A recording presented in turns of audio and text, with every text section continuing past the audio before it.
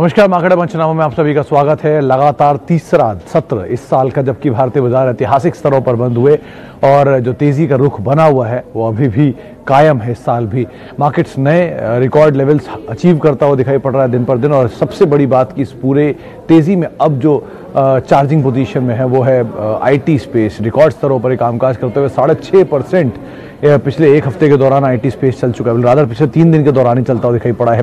TCS, Infosys, HCL, Tech Mahindra, 4 heavy weights और otherwise अगर आप मिड कैप में जाना चाहें तो पूरा स्पेस जहां पर तेजी आज देखने को मिल रही है।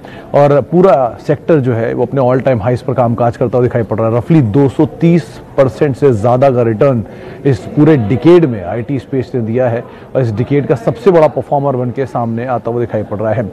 एक अच्छी तेजी लगातार बनी हुई आईटी स्पेस में। आज बैंक्स ने पार्टिसिपेट किया, डिस्पाइट आज नेगेटिव सेंटीमेंट था इंटरनेशनल मार्केट से। गैप डाउन ओपनिंग हुई, लेकिन उसके बावजूद भारतीय बाजारों ने लोअर लेवल से एक शानदार रिकवरी दिखाई। और आज की रिकवरी का पूरा दारोमदार बैंकिंग स्पेस के लिए था, जहां पे प्राइवेट बैंक्स जोरदार तेजी के साथ चलते हुए दिखाई पड़े। दिन के ऊपरी स्तरों पर आज वो बंद भी हुए, तो एक अच्छी तेजी प्राइवेट बैंक्स में रही। आईटी स्पेस के अंदर देखने को मिली। सेलेक्टिव पॉकेट जैसे कि सीमेंट हुआ, एक जोरदार तेजी थी। गैस स्पेस था जहां पर एक अच्छी खरीदारी आज बनते हुए दिखाई पड़ी। ऑटो एंसिलरी स्पेस में खरीदारी थी।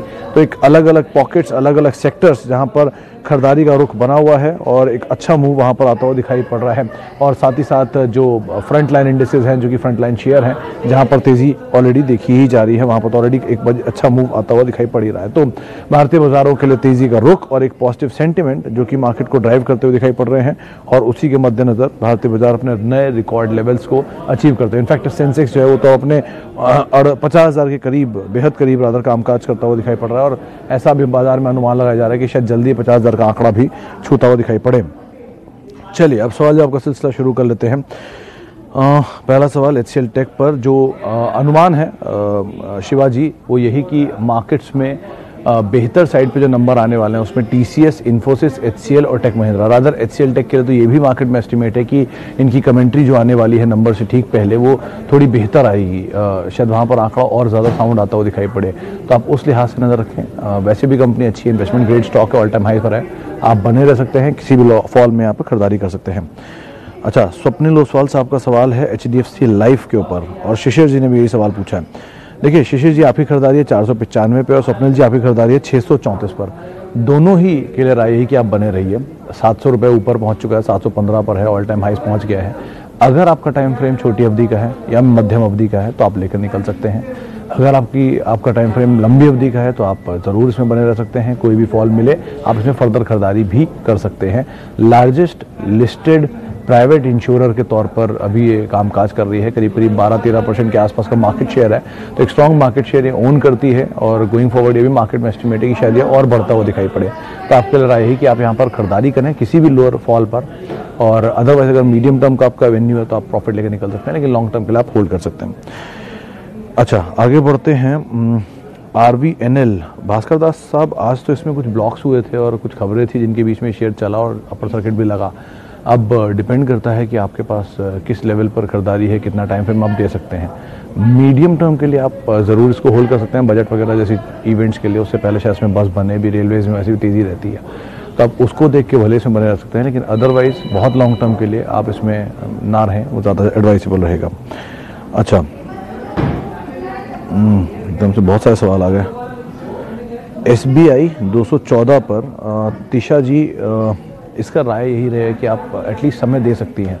जैसे सबसे बड़ा बैंक है, जो हमारी श्रीकांत से बात हुई थी उसके लिहाज से, या मानस ने हमारी बातचीत हुई थी, उन्होंने भी ये कहा था कि बैंकिंग में अगर कोई बैंक चल सकता है तो PSU बैंक में या तो SBI है या केनरा बैंक है जिसमें कुछ मूव आ सकता है। तो आप एटलीस्ट कुछ समय तो यहाँ पर दे सकती हैं। मीडियम टर्म के तो यहाँ पर रह ही सकते हैं।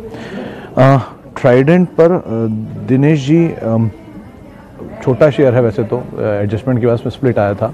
कुछ जानकारों से मेरी बात हुई थी, उन्होंने इसमें रिसेंटली बाय की कॉल भी दी थी और अपर सर्किट भी लगा उसके बाद। वैसे कंपनी ठीक है, थोड़ा डेट का इशू है, लेकिन अदरवाइज ये कंपनी इस बिजनेस के अंदर है, खासतौर से पेपर और बाकी कारोबार में। तो ऐसा तो इसका प्रॉब्लम नहीं है। एक ही प्रॉब्लम था कि फ्लोट थोड़ा बड़ा हो गया। वैसे लास्ट क्वार्टर के नंबर ठीक थे, तो वैल्यू वाइज थोड़ा महंगा आपको भले ही दिखाई पड़ेगा, भाव वाइज नहीं, वैल्यू वाइज। तो आप उसके हिसाब से देखें थोड़ा महंगा दिखेगा, लेकिन हाँ अभी मोमेंटम में है, तेज़ी मिलती है तो आप मीडियम टर्म के लिए होल्ड करें। बहुत लॉन्ग टर्म के लिए मल्टी बैगर के तौर पे से ना समझ के चलें। मीडियम टर्म में आपको ठीक ठाक प्रॉफिट बना के दे देगा। अच्छा, प्रिकॉल नेगी साहब, वैसे तो ऑटो एंसिलरी स्पेस में आज काफ़ी बाइंग थी।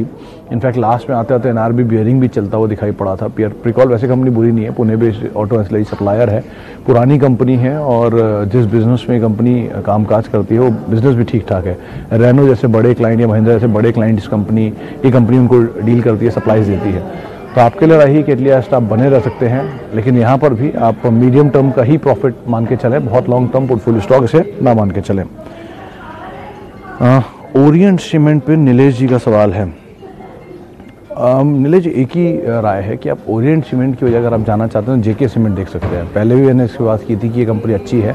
रीसेंट फॉल के बाद आज एकदम से पुल बैक देखने को मिला, वापस 2100 पहुँच गया, 2000 के लेवल से ज़ोरदार तेज़ी थी आज इसमें। तो किसी भी फॉल में अगर आपको ये नीचे मिलता है तो आप ज़रूर इसमें इन्वेस्ट कर सकते हैं और थोड़ा टाइम दे सकते हैं। एक्यूमुलेट करिए इसको इंस्टेड ऑफ आउटराइटली खरीदने के। तो आप थोड़ा थोड़ा करके खरीदिए, वो ज़्यादा सेफ बेट है ओरिएंट सीमेंट के कंपैरिजन में। तो आप जेके सीमेंट के साथ जाइए, थोड़ा समय दीजिए, ये बहुत अच्छा रिटर्न आपको बना के दे सकता है, बहुत पोटेंशियल है स्टॉक के अंदर। अच्छा, आगे बढ़ते हैं। एनएचपीसी के ऊपर सवाल है विकास जी का। विकास जी, वैसे तो ये स्टॉक में ऐसी कुछ बुराई नहीं है as such, but equity float wise बड़ा है, एक गवर्नमेंट का पीएसयू है, दो स्ट्रॉन्ग ऑपरेटिंग मार्जिन में काम करती है, 80% के आसपास की शायद ऑपरेटिंग मार्जिन है। तो क्योंकि ऑब्वियस बात है कारोबार में ऐसा कुछ इनपुट कॉस्ट नहीं है, तो इनके ऑपरेटिंग मार्जिन काफ़ी स्ट्रॉन्ग होने ही थे। लेकिन यही कैच है कि एक तो फ्लोट बहुत बड़ा है, तो चलना आसान नहीं है, दूसरा कभी भी तेज़ी आती है तो गवर्नमेंट का ओएफएस आता है। इसलिए एनएचपीसी और एसजेवीएन दोनों ऐसे स्टॉक हैं जो बहुत परफॉर्म करके नहीं गए अब तक। तो बहुत ज़्यादा फायरवर्क की उम्मीद अभी भी आप ना रखें। आप इसी स्पेस में और वैसी कोई कंपनी है नहीं जिसके अंदर आप जाना चाहें, तो बेटर यही कहीं और किसी और सेक्टर में स्विच कर जाएं। अच्छा, आगे बढ़ते हैं। एंटनी के लिए सौरभ जी एक ही सवाल था कि एक ही बात बाजार में सुनी थी मैंने कि इसकी लिस्टिंग गेन काफ़ी स्ट्रांग होने वाला था, क्योंकि फ्लोट छोटा था, आईपीओ का साइज़ इन्होंने बढ़ाया था, लेकिन उसके बावजूद भी नंबर ऑफ शेयर्स बाजार में जो आए थे वो बहुत कम थे, इसीलिए अच्छा रिस्पांस आया और उसका लिस्टिंग गेन भी आ गया। अब लिस्टिंग गेन के बाद बहुत ज़्यादा तेज़ी की उम्मीद तो नहीं लग रही, क्योंकि जिस बिज़नेस में है उसकी बाकी पीयर देख लीजिए आप, कोई भी वेस्ट मैनेजमेंट की कंपनी एज सच है नहीं जो इतना मोटा रिटर्न बना के दे चुकी हो। तो आप बेटर है कहीं भी कॉस्ट वाइज या कॉस्ट से ऊपर निकल रहे हो तो आप निकल सकते हैं, मीडियम टर्म के लिए देख सकते हैं, लेकिन अदरवाइज बहुत ज़्यादा फायरवर्क की उम्मीद यहाँ है नहीं। One share with reference to budget, budget के लिहाज से आप अगर लेना चाहते हैं, वैसे मतलब ये इवेंट आप गलत ही चुन रहे हैं कि बजट के लिहाज से, ऑलरेडी बजट की तेज़ी तो देख ही रहे मार्केट में, लेकिन फिर भी आप अगर कहीं लेना चाहते हो तो एस्कॉर्ट्स एक नाम हो सकता है, इसको आप ध्यान रखें। 2-3 वजह हैं। देखिए, एक तो कंपनी अच्छी है, क्रेडिबल है, दूसरी कुबूटा इसमें अब आ चुका है मेजरली, अभी मेजर स्टेक होल्डर नहीं हुआ लेकिन हाँ होने की खबरें हैं, एक प्रेफरेंशियल अलॉटमेंट हो चुका है। ऐसी भी खबरें सुनी कि 1350-1400 पे दूसरा प्रेफरेंशियल अलॉटमेंट होगा और इसी साल होगा, क्योंकि पिछले फाइनेंशियल ईयर में एक हो गया तो इस फाइनेंशियल ईयर में दूसरा आना है। तो हो सकता है मार्च के बाद यहाँ पर कुछ चलान होते हुए दिखाई पड़े। और वैसे भी जिस बिजनेस में कंपनी एक अग्रणी कंपनी है, इनके नए ट्रैक्टर्स जो है कुबोटा ब्रांड के अंडर ही में आ रहे हैं, तो अच्छी कंपनी है, आप एटलीस्ट थोड़ा समय दे सकते हैं और इसमें बने रह सकते हैं, वही आपको एक राय दी जा रही है। अच्छा, शुभजीत जी, आपका सवाल मुझे नहीं दिख रहा है, वरना मैं आपका सवाल भी लिख देता। आप जितनी बार मेरे से सवाल पूछने के लिए कह रहे होते हो सवाल ही लिख दीजिए।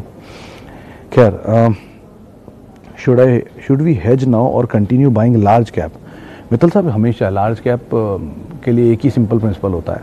आपने कोई शेयर खरीदा, सिर्फ फॉर एग्जांपल आपने टीसीएस खरीदा, तो 3000 रुपये का टीसीएस आज आपने मान लीजिए बाय किया, 100 शेयर या 50 शेयर, 10 शेयर ही बाय कर लिए चलिए, तो 30,000 रुपये का सामान आपने खरीदा। अगर वो शेयर टूट के 2800 आया तो आप और 10 ले लीजिए, 2600 आया तो और ले लीजिए, 2400 आया तो और ले लीजिए, और 2200 आया तो एंड सो ऑन आप लेते रहिए।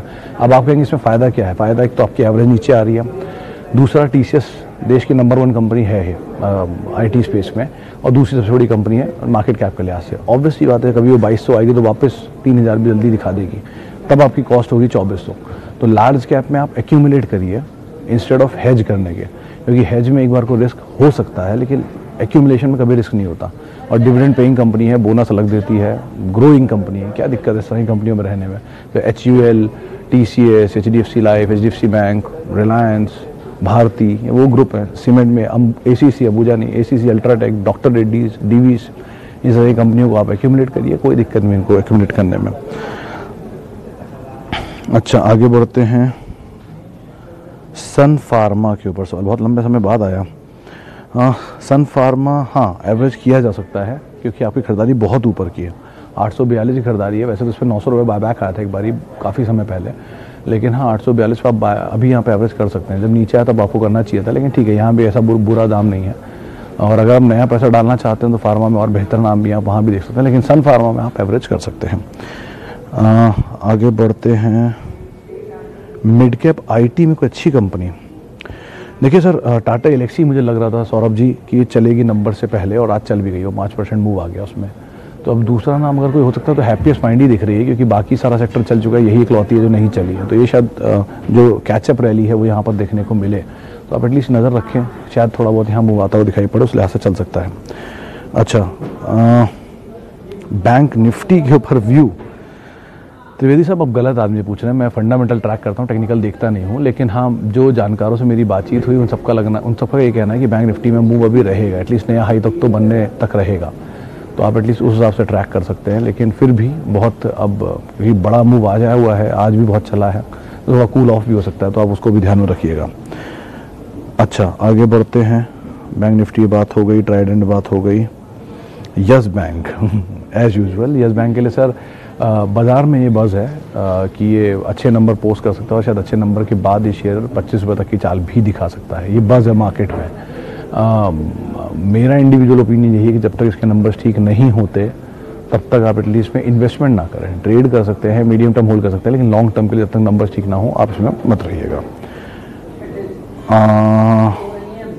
स्पाइस जेट पे हिमांशु जी, कंपनी में मुझे सच कोई इशू अभी नहीं दिख रहा है, क्योंकि होल्ड कर रहा है अपने लेवल्स को, एटलीस्ट 95, 94, 93 की रेंज में ही है। बहुत ज़्यादा टूट भी नहीं रहा, बहुत ज़्यादा चल भी नहीं रहा, और जब भी 94 की रेंज में आता है वापस 95 आ जाता है। तो एटलीस्ट कंसोलिडेट कर रहा है इस लेवल पर। कोई भी एक ब्रेकआउट आएगा इसमें किसी फाइन डे, और ये तोड़ देगा अपने पुराने हाइस को, तो आप एटलीस्ट बने रह सकते हैं, कोई दिक्कत नहीं है। नंबर वैसे भी अच्छा आने का अनुमान है इस बारी बाजार में। इसके अलावा क्या मेरा